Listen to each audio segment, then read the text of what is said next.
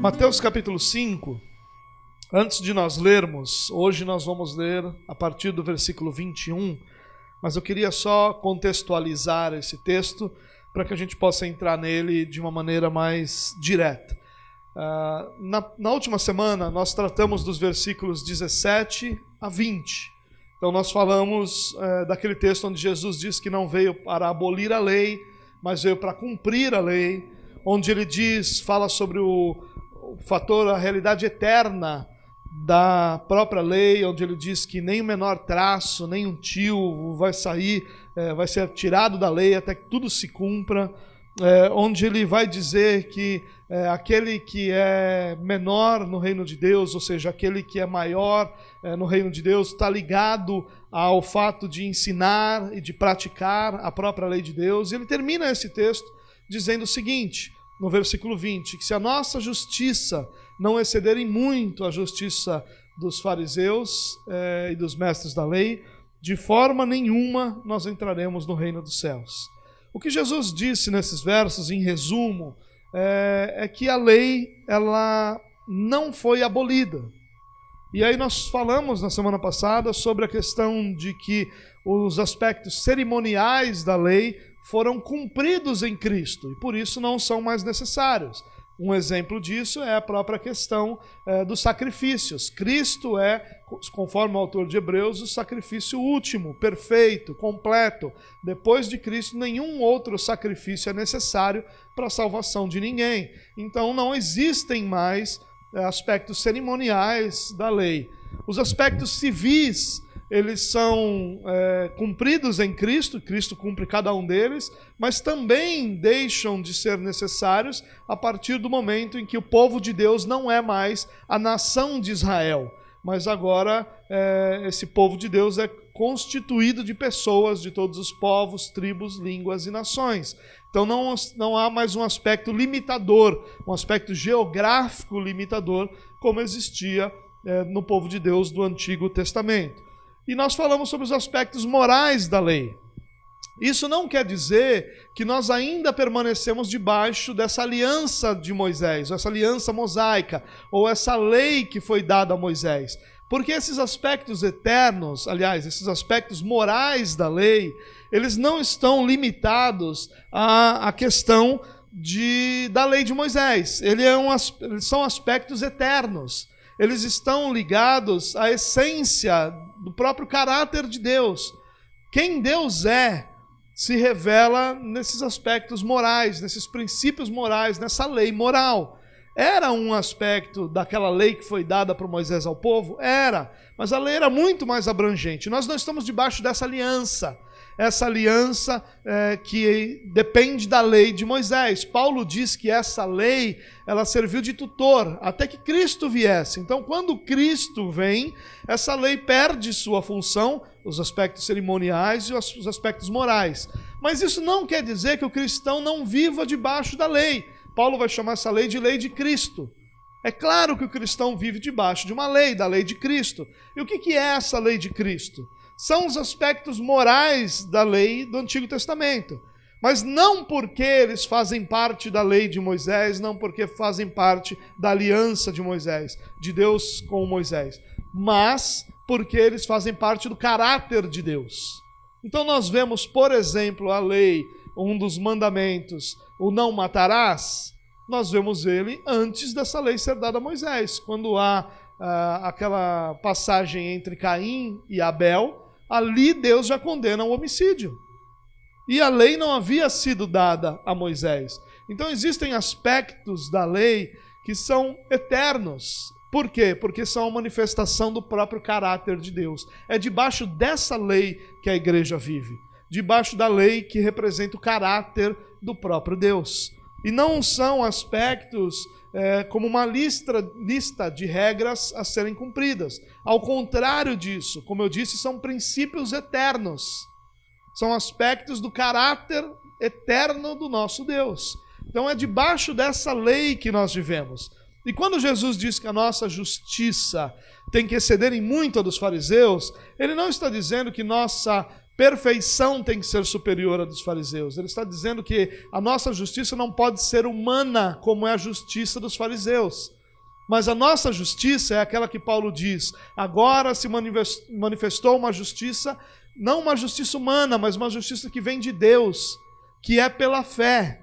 A nossa justiça é Cristo.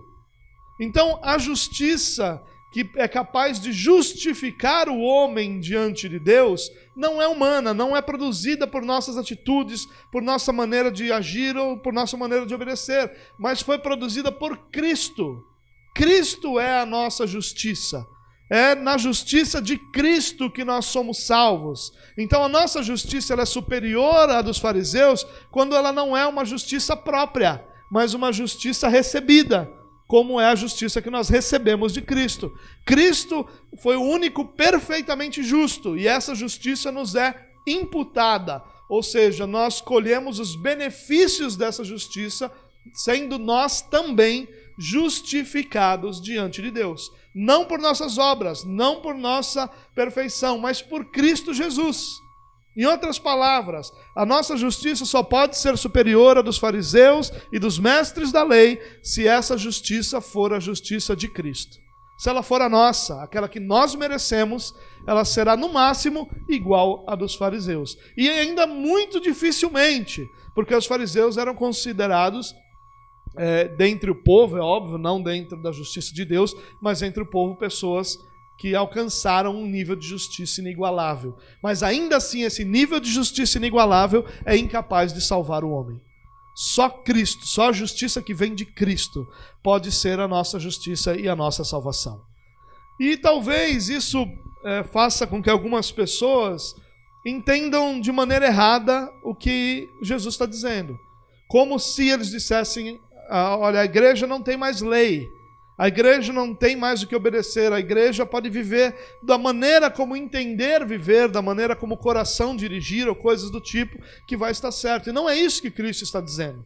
Ele está dizendo que nós temos sim uma lei, mas que essa lei não é a lei da aliança mosaica, cheia de cerimoniais, de rituais e de aspectos desse tipo. Mas nós estamos debaixo do caráter eterno de Deus, dos princípios eternos de Deus. Essa é a lei da igreja, essa é a lei de Cristo.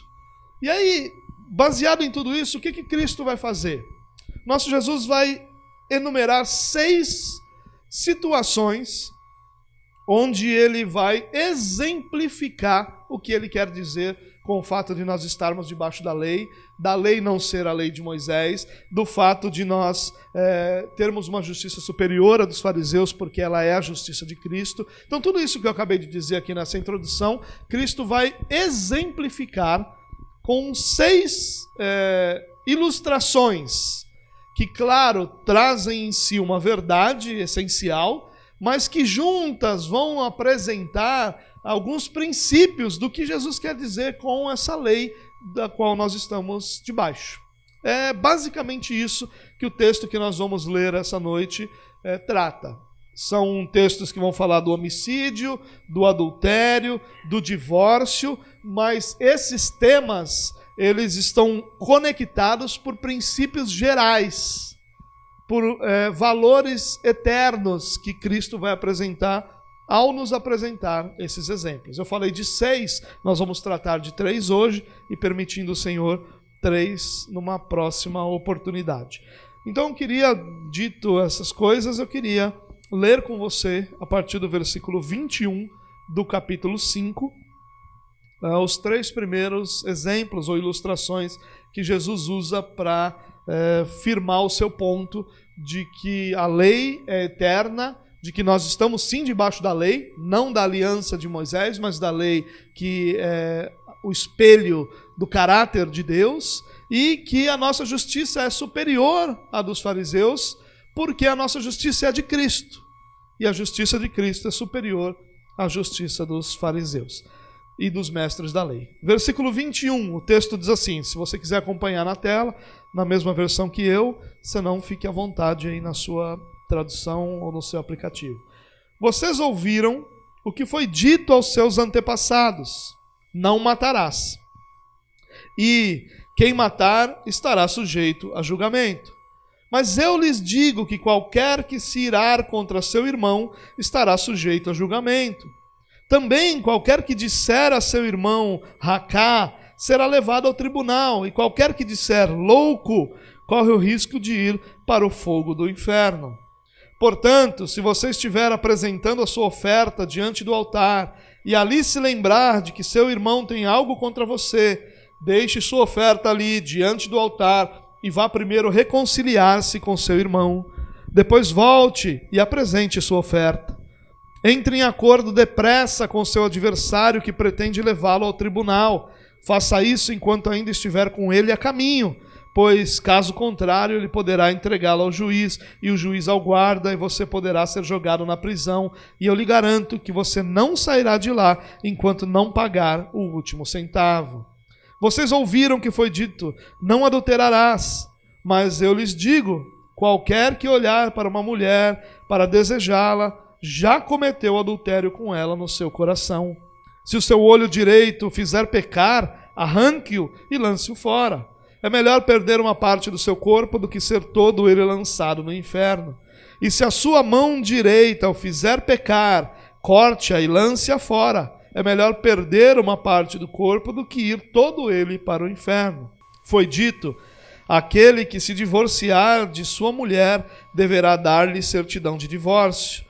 Mas eu lhes digo que todo aquele que se divorciar de sua mulher, exceto por imoralidade sexual, faz que ela se torne adúltera, e quem se casar com a mulher divorciada estará cometendo adultério. Vamos pensar um pouquinho sobre esse texto e tentar compreendê-lo sem nos tornarmos legalistas e sem nos tornarmos levianos. Nós precisamos compreender o que Cristo ensinou. E seja o que for que Cristo tenha ensinado, isso precisa entrar em nosso coração como a verdade do próprio Deus. A primeira coisa que eu quero falar aqui é que nós não podemos nem por um minuto estar enganados a respeito do que Cristo está fazendo aqui. Cristo não está apresentando uma nova lei. Ele não está dizendo assim, olha, a lei era essa, mas agora eu estou dizendo que é essa. Não é isso que ele está fazendo. Jesus não está cancelando o que foi dito anteriormente e estabelecendo uma nova verdade. Esse tipo de pensamento, ele parte de uma incompreensão das palavras do próprio Jesus. Então, para começar, não é uma nova lei. Jesus não está estabelecendo nada novo. Jesus está trazendo à tona a verdadeira interpretação da lei. Ele está nos mostrando para onde a lei aponta, ao invés da interpretação que os judeus tinham naquela época. Eu já disse a vocês algumas vezes que é um engano nosso pensar que a religião da época de Jesus era a mesma coisa que a religião da lei de Moisés. Não era. A lei de Moisés, que foi dada ao povo de Deus, foi deturpado ao longo do tempo e, em especial nessa época de Jesus, atingiu um legalismo, uma realidade exterior hipócrita, que fez dessa lei uma realidade completamente diferente daquela que era o intento de Deus desde o início. O que Jesus está fazendo aqui é exatamente apresentar aos seus discípulos a interpretação correta da lei, ou melhor ainda, mostrar para onde essa lei apontava quando foi dada ao povo. Perceba um detalhe aqui, Jesus não diz assim, está escrito, não matarás. Se você voltar um único capítulo em Mateus, no capítulo 4, você vai perceber que esse capítulo 4 começa com a tentação de Jesus. E Jesus vai lidar com a sua tentação respondendo assim, está escrito. E aí ele cita um texto bíblico. Aqui ele não diz está escrito, ele diz, vocês ouviram o que foi dito, ou o que foi dito aos seus antepassados. Tem algumas variações, mas em resumo é isso que ele diz, vocês ouviram o que foi dito. O que Jesus está dizendo aqui é, vocês ouviram que o povo de Israel foi ensinado dessa forma. vocês receberam essa interpretação da lei. Vocês receberam esse ensino sobre a lei. Ele não está dizendo está escrito. Ele diz, vocês ouviram o que foi dito aos antepassados. Vocês ouviram como ao longo da história a lei foi interpretada. Vocês ouviram o ensino sobre esse sexto mandamento, que é não matarás, e o que foi ensinado sobre esse mandamento. Eu, porém, vos digo, e aí ele vai dizer outra coisa. O que Jesus está fazendo aqui não é dizer, ó, está escrito isso, mas agora eu digo isso. Ele não faz isso. O que ele está dizendo é, o que foi escrito, ou o que foi dito por Deus, foi interpretado dessa forma e transmitido aos seus antepassados dessa forma, mas eu, porém, estou aqui para mostrar a vocês que essa interpretação está equivocada e que essa é a forma como você deveria olhar para esse mandamento. Isso é fundamental para a gente entender o que Jesus está ensinando. Se a gente imaginar aqui uma nova lei, um abandono do Antigo Testamento, se nós imaginarmos que Jesus está dizendo, olha, tudo que foi escrito lá foi escrito para aquele povo, você não está mais debaixo daquela aliança, agora você está debaixo de outra aliança, e agora essa outra aliança tem outra lei. Não é nada disso. Todos nós estamos debaixo da mesma aliança, a aliança da graça, estabelecida no Éden depois da queda. O que nós temos são pactos particulares ou pactos limitados que foram firmados ao longo da história, como Deus faz com Abraão, como Deus fez com Moisés, como ele faz com Davi, como foram feitos diversos, até que nós chegamos nessa nova aliança, que é esse pacto final, ou esse pacto completo em Cristo Jesus. Mas a aliança é uma só. Deus não fez alianças diferentes, ele fez uma única aliança, a aliança da graça de Deus, onde ele faz pactos temporários com o seu povo em determinadas circunstâncias, até que nós chegamos à nova aliança, que é o cumprimento de toda essa aliança da graça em Cristo Jesus. Não tem nova lei, o que tem é a compreensão correta dessa lei. O que Jesus está nos dizendo é, vocês foram ensinados assim, mas está errado. Vocês deveriam ter sido ensinados assim, eu porém vos digo. É esse o significado de eu porém vos digo. Jesus está fazendo uma coisa muito grande aqui. Ele está se colocando como a autoridade maior com relação à lei. Ele está tirando os fariseus e os mestres da lei, que eram tão conceituados como homens que interpretavam a lei, para simplesmente dizer, eu porém vos digo. Escutem a mim, se vocês querem a interpretação correta, parem de escutar as interpretações dos rabinos e dos mestres da lei, que não compreenderam para onde a lei apontava, que transformaram o espírito da lei numa realidade legalista, numa realidade exterior apenas. Parem de escutar esses homens e me escutem, que eu vou mostrar para vocês para onde a lei aponta e o que Deus queria do seu povo quando ele deu esse mandamento. Esse é o ponto fundamental do que Jesus está ensinando aí. O que ele faz nesses 6 exemplos, 6 ilustrações, nessas 6 doutrinas, e principalmente nessas 3 aqui que nós lemos essa noite? Ele vai apresentar exemplos dessa justiça superior à justiça dos fariseus. Ele não está apresentando regras, ele está apresentando princípios. O que Deus está fazendo aqui, o que Jesus está fazendo aqui é o seguinte, olha, ao invés de ditar a vocês todas as regras que vocês devem seguir, coisa que os fariseus gostavam muito, eu vou apresentar para vocês princípios que podem ser aplicados a qualquer circunstância da sua vida e que, quando guardados, farão com que você tome uma decisão que honre a Deus. Eu vou usar exemplos práticos. Eu vou falar sobre o homicídio, eu vou falar sobre o adultério, eu vou falar sobre o divórcio. Mas você pode aplicar esses princípios a todas as áreas da sua vida, a todas as decisões que você deve ter, a sua vida cristã como um todo. Você deve aplicar esses princípios a tudo, se você quer viver uma vida cuja justiça seja a justiça de Cristo, uma vida cuja verdade seja a verdade de Jesus. Isso é muito importante, irmãos. Nós sempre vamos ter uma inclinação para transformar princípios em regras. Nós fazemos isso na nossa casa com os nossos filhos, nós fazemos isso na nossa vida com as decisões que nós tomamos. Nós temos tendência natural a transformar princípios em regras. Tanto que quando alguém diz para você, olha, a igreja não está debaixo de uma lista de regras, naturalmente uma das primeiras coisas que a pessoa vai dizer para você, então pode fazer tudo, pode fazer qualquer coisa. Quando nós dizemos a nossa salvação é em Cristo, é dada por Cristo, é aplicada pelo Espírito Santo, é sustentada pelo próprio Deus, é impossível para alguém que foi salvo pelo Senhor deixar de ser salvo, porque o mesmo Deus que salva é o mesmo Deus que sustenta essa salvação. As pessoas dizem assim para a gente, então não importa o que eu faço, que eu sou salvo. Por quê? Porque na cabeça das pessoas só se encaixa a regra. Na cabeça das pessoas, o que nós precisamos é de um conjunto de regras. Precisamos que as pessoas digam para a gente, isso pode, isso não pode, isso pode, isso não pode. Na verdade, mais ainda, nós precisamos de que as pessoas digam para a gente, isso não pode. Porque normalmente os mandamentos são negativos, né? Não matarás, não adulterarás, não darás falso testemunho. Normalmente são negativos. Nós precisamos naturalmente disso, porque a nossa tendência é transformar princípios em regra.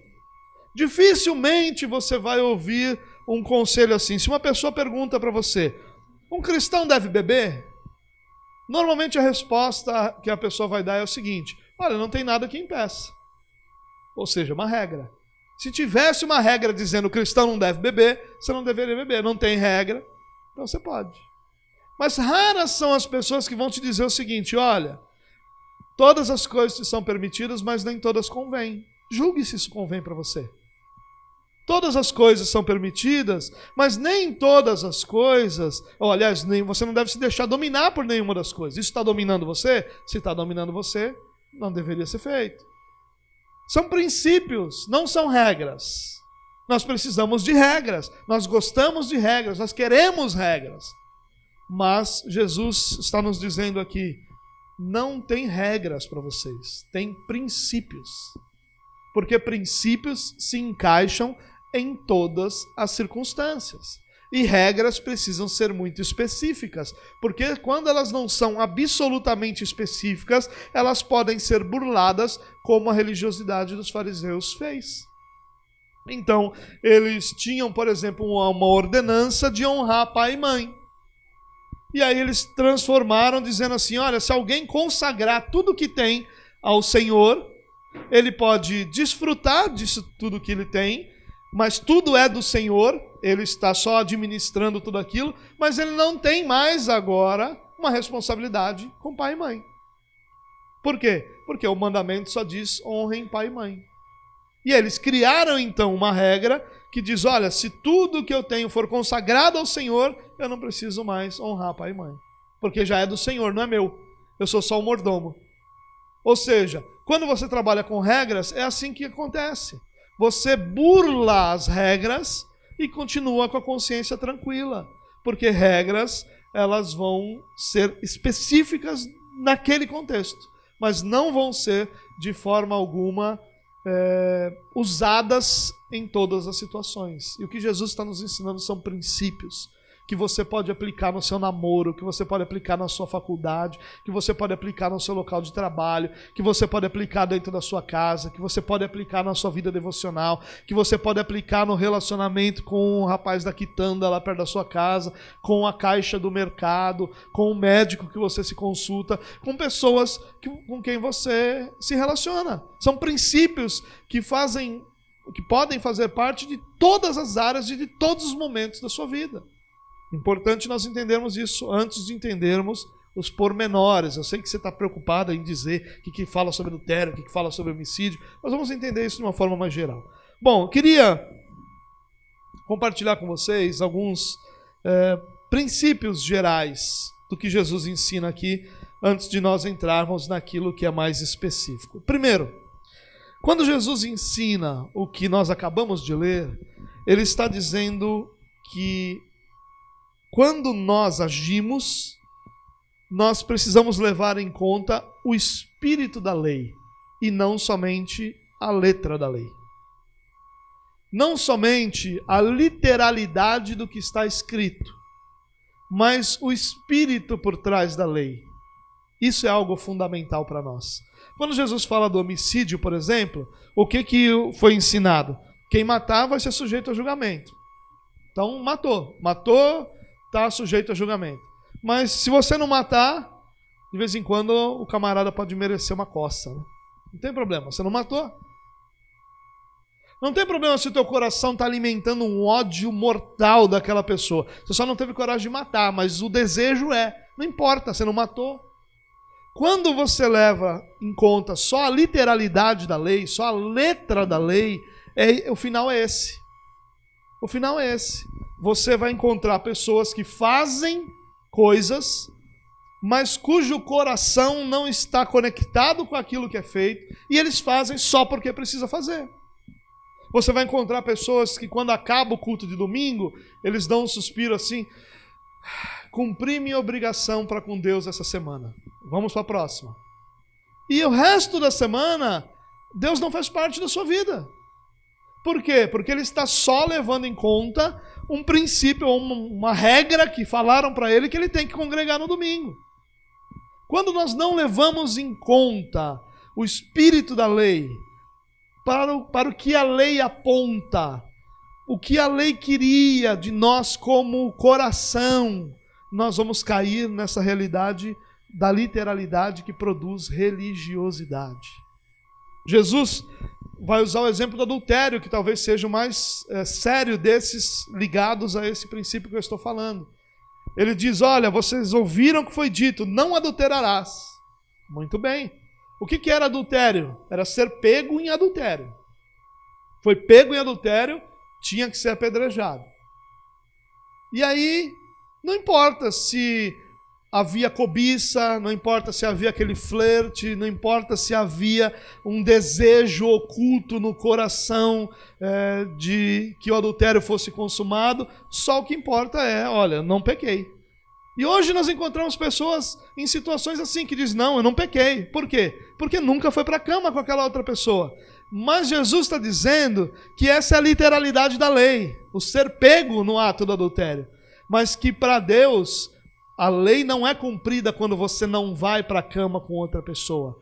A lei é cumprida quando você não deseja no teu coração outra pessoa sexualmente. Ele está dizendo que a lei é muito mais profunda do que a letra da lei. Que o espírito da lei, ele tem a ver com o coração.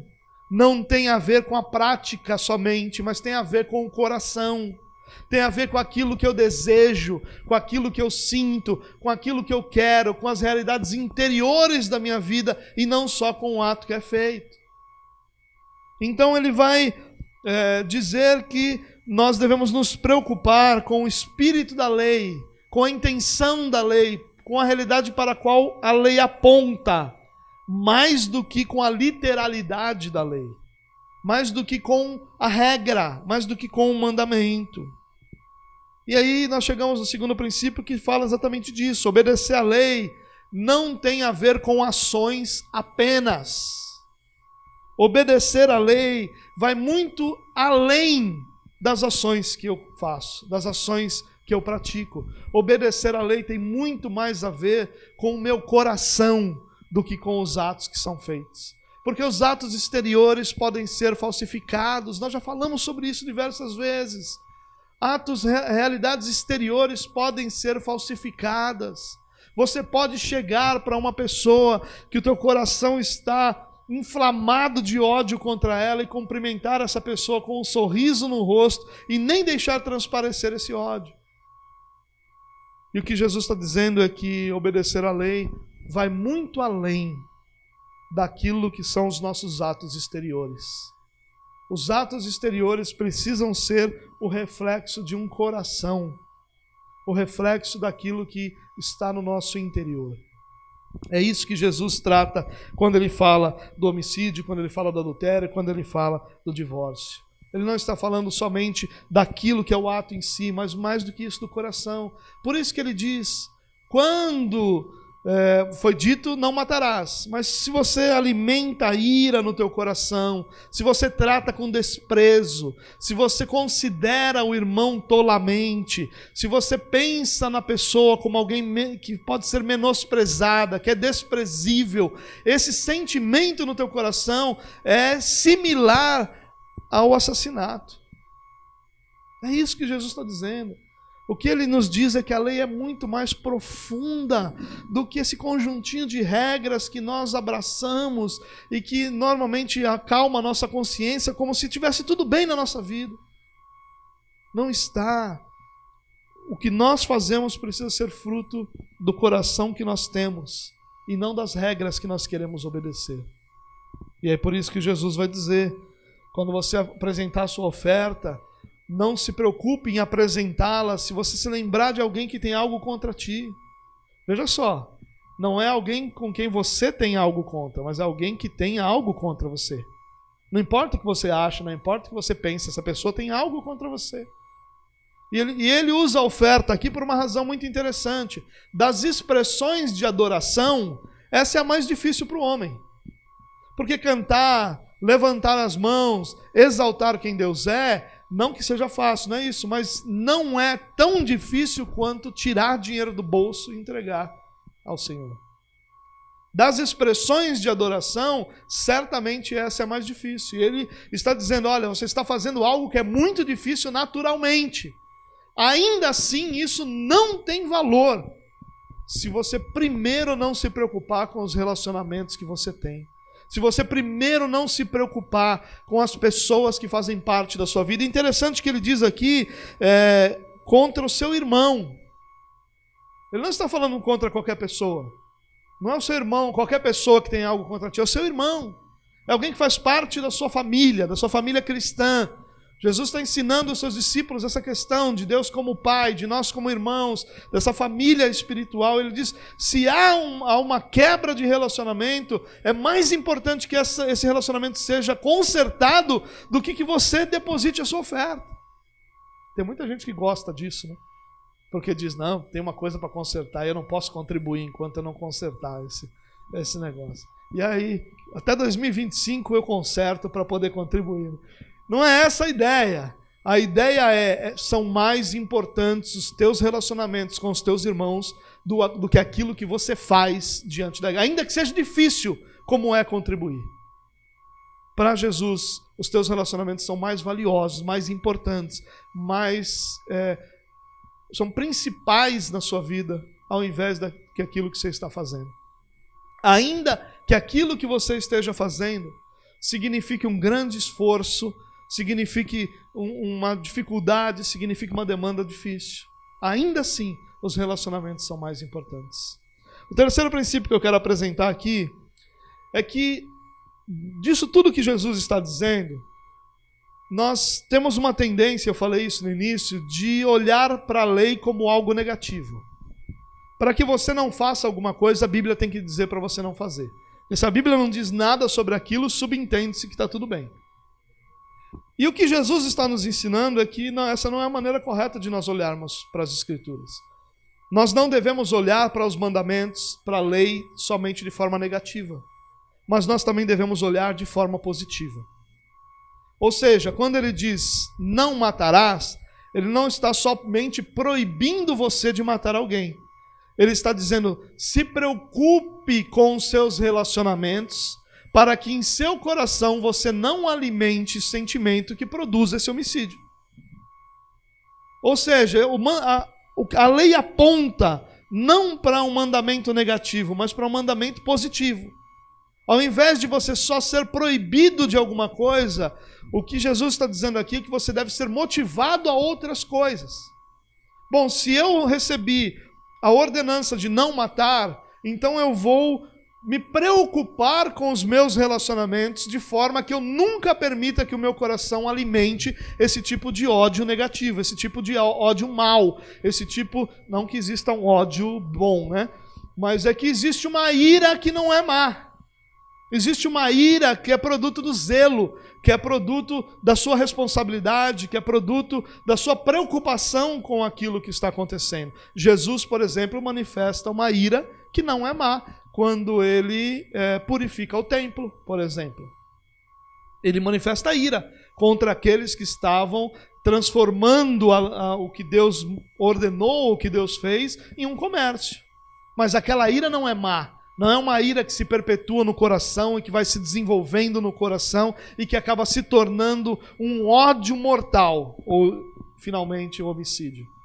Então, quando Jesus diz, não matarás, eu digo para vocês, vocês não devem, Jesus dizendo, né? Vocês não devem tratar o seu irmão com desprezo, vocês não devem menosprezá-lo, vocês não devem se irar, e esse irar aqui significa essa ira que se acumula e se alimenta no coração. Ele está dizendo que você deve positivamente buscar uma realidade que seja contrária a isso. A lei de Deus não é só um impedimento para que a gente faça alguma coisa. Ela precisa ser motivação para que a gente faça outras. Então, quando Jesus vai falar sobre o divórcio, quando vai falar sobre adultério, Ele está nos incentivando a gerir em nosso coração, em produzir em nosso coração realidades que nos afastem disso que Ele está condenando.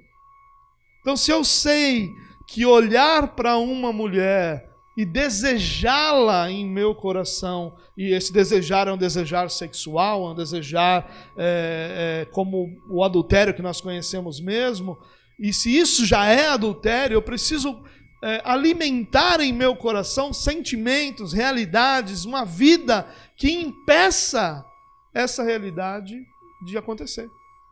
Então eu preciso alimentar realidades que me tornem a cada dia mais apaixonado pela minha esposa, para que eu não olhe nem deseje.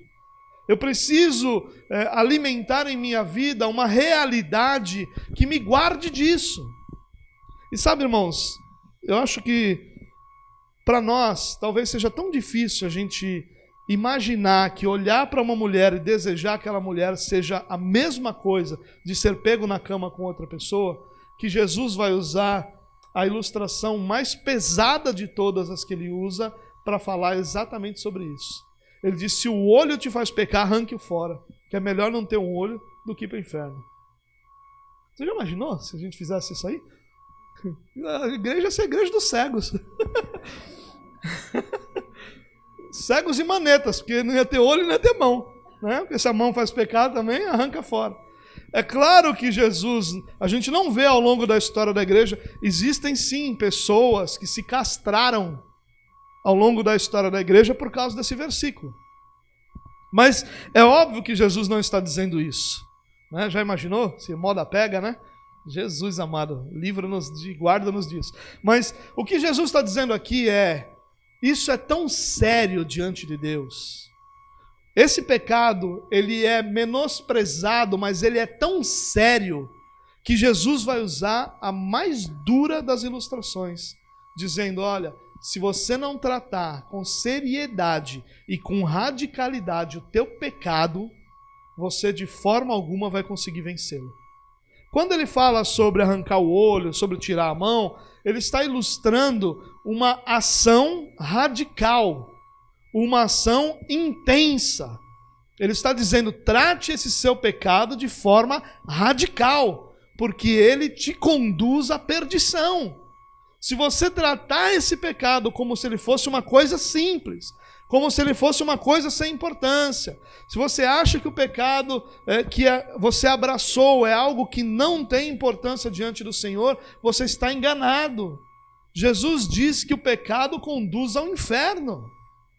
E ele diz, é melhor ir, ou ser salvo, em outras palavras, não estar diante de Deus sem um olho ou sem uma mão, para você perceber a seriedade da coisa. Ele não quer que você corte nada, que arranque nada, mas ele quer que você leve isso tão a sério, ao ponto de imaginar que a sua atitude seja paralela ao arrancar o olho ou cortar a mão.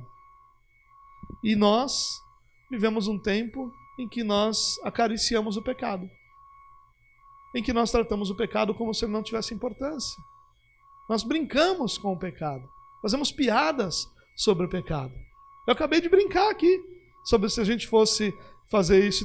Todos nós rimos, porque a gente sabe que é verdade. Se a gente fosse arrancar o olho, porque nós não levamos a sério o pecado como ele deveria ser levado. E por isso que o nosso relacionamento com o Senhor, muitas vezes, ele é tão superficial e limitado, que faz com que a gente viva uma vida frustrada na igreja. Porque a gente não consegue ver a manifestação de Deus em nossa vida, nós não conseguimos ver o agir de Deus em muitas coisas da nossa vida, a gente vive frustrado pela ausência da presença de Deus, e a gente não imagina que essa sensação é produzida pela forma leviana como nós tratamos o pecado em nossa vida. Jesus não está falando só de homicídio, adultério ou divórcio. Jesus está falando do pecado. E que o pecado deve ser tratado de forma tão séria que as nossas atitudes devem ser radicais.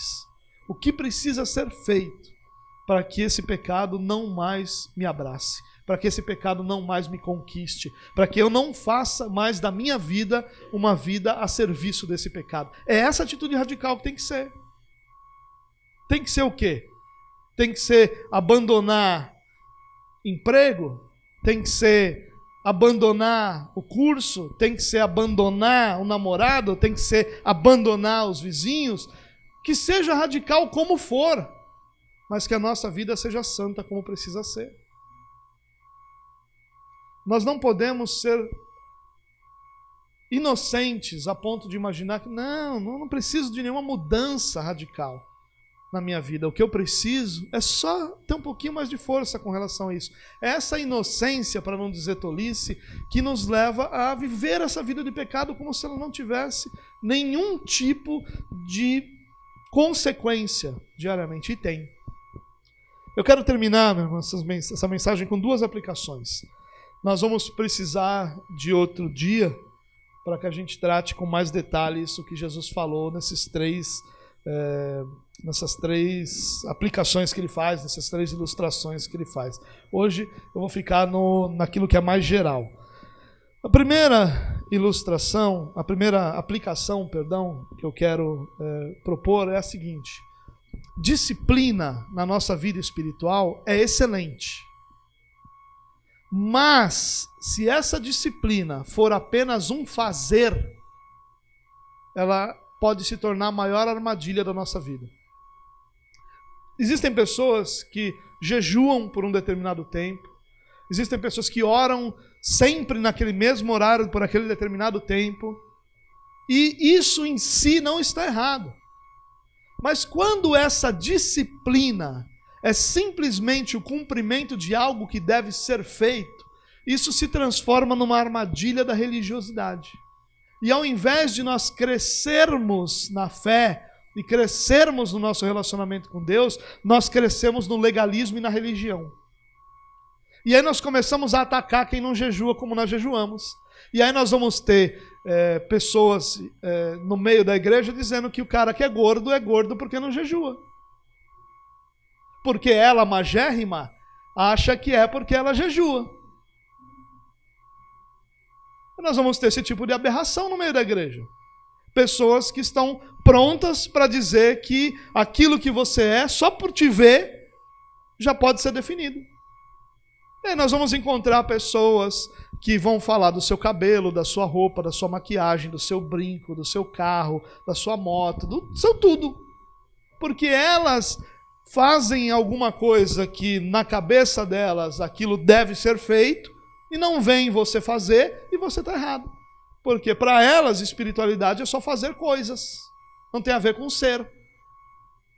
Então é claro que a disciplina espiritual é ótima, é claro que é ótimo que você tenha um tempo devocional, onde você possa ler a palavra de Deus, onde você possa orar, é claro que é ótima a comunhão dos santos, onde nós cantamos, onde nós ouvimos uma pregação, onde nós servimos, onde nós somos servidos, onde nós nos relacionamos, tudo isso é maravilhoso, mas nada disso pode ser apenas o cumprimento de uma obrigação, porque senão nós nos tornaremos como os fariseus religiosos hipócritas da época de Jesus, que jejuavam várias vezes por semana, que entregavam o dízimo do cominho e da hortelã. Você já imaginou na sua casa aquele vasinho da hortelã que você usa para fazer com suco de abacaxi? Olha, nasceram 10 novas folhas, vou tirar uma folhinha e vou levar para a igreja, porque eu não posso deixar de entregar o dízimo de tudo que eu recebo. Não parece absurdo para você? Para eles não parecia. Por quê? Porque era o cumprimento de uma regra. Era o cumprimento de algo que precisava ser feito para ser aceito. E nós sabemos que se a nossa postura for de só cumprir o que tem que ser feito, o nosso fim vai ser exatamente igual ao dos religiosos, dos fariseus que viviam na época de Jesus. Então a primeira aplicação é: tenha disciplina espiritual, mas não permita que ela se torne uma lista de coisas para fazer. Lembre-se que a sua disciplina espiritual é o seu modo de se relacionar com o seu Deus. É a forma com que você vive a sua vida cristã e vive a sua espiritualidade. Não é um conjuntinho de regras para serem cumpridas.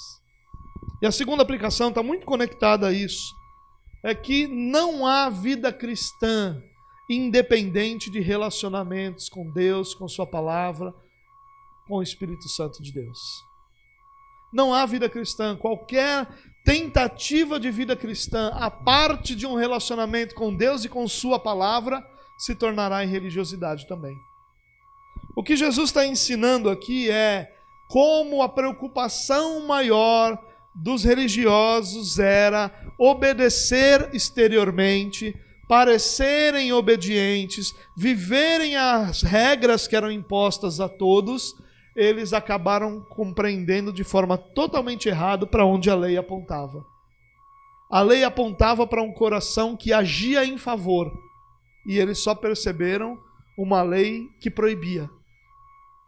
Então, ao invés de você agir em favor do teu casamento para que ele nunca termine num divórcio, ao invés de você agir em favor do teu relacionamento para que ele nunca termine no adultério, ao invés de você agir em favor dos teus relacionamentos para que você nunca nutra ódio em seu coração que leve a uma coisa tão grave quanto o homicídio, não, ele só se preocupava com o negativo. E quando você se preocupa só com o negativo, a sua vida não precisa mais de relacionamento. Você só precisa fazer o que tem que ser feito. É por isso que as mensagens mais populares que existem em nossa época são aquelas com um determinado número de passos para alguma coisa. Porque o que nós queremos é isso. Olha, passo 1, faça isso. Passo 2, faça isso. Passo 3, faça isso. Pronto, você alcançou a vitória. Se for batista, vai ser 3 passos.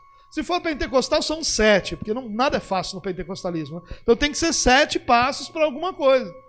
E você vai dar passo 1, 2, 3, 7 passos e você alcançou ali. Por quê? Porque é muito mais fácil você dar 7 passos do que você nutrir uma espiritualidade todos os dias da sua vida. É muito mais fácil você fazer A, B e C do que todos os dias você se relacionar com o seu Deus, com a palavra de Deus, buscar ao Senhor em oração, depositar sua confiança nele, esperar o agir dele, confiar na sua providência, confiar na sua soberania. Olha como é muito mais difícil. Viu quantos passos são? É muito. Mas nós gostamos de um determinado número de passos para alcançar alguma coisa. Então a segunda aplicação que eu quero tirar desses 3 ensinos, dessas 3 ilustrações de Jesus, é que não há vida cristã independente do relacionamento com Deus. Não dá para separar. Não dá para eu dizer, eu vivo uma vida cristã e ao mesmo tempo eu não tenho um relacionamento com Deus. São coisas inseparáveis. Se eu vivo uma vida cristã, ela é fundamentada no relacionamento, não nas regras. Ela é fundamentada na pessoa de Cristo. E não nas ordens de Cristo, mas na pessoa de Cristo. E eu me relaciono com Cristo, através da sua palavra. E na palavra de Deus eu vou encontrar, não regras sobre o que eu devo ou não devo fazer, mas princípios eternos, que vão permear toda a minha vida e que vão permitir que eu faça aquilo que seja para a glória de Deus. Viver para a glória de Deus não é cumprir uma lista de afazeres. Viver para a glória de Deus é viver de acordo com os princípios eternos de Deus em cada circunstância da nossa vida. Isso não quer dizer que dá tudo certo. Isso não quer dizer que em toda a nossa vida nós não pecamos e não erramos. Não é isso. Nós pecamos e erramos porque há essa luta interior, essa natureza, esse velho homem lutando para tomar o controle da nossa existência. E é claro que nós caímos, é claro que nós fracassamos, mas nunca nos tornaremos religiosos.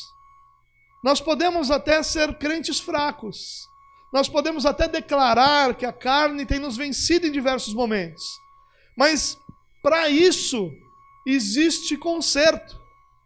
O Espírito Santo de Deus nos convence do pecado, molda a nossa vida, nos instrui e nós somos edificados, moldados e vencemos o pecado.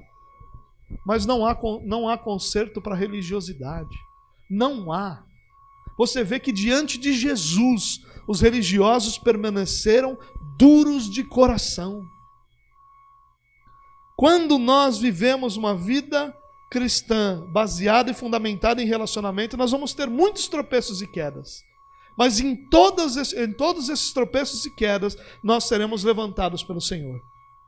Mas quando nós vivemos uma vida baseada em regras, em lista de afazeres, em religiosidade, nós nunca enxergaremos a nossa queda.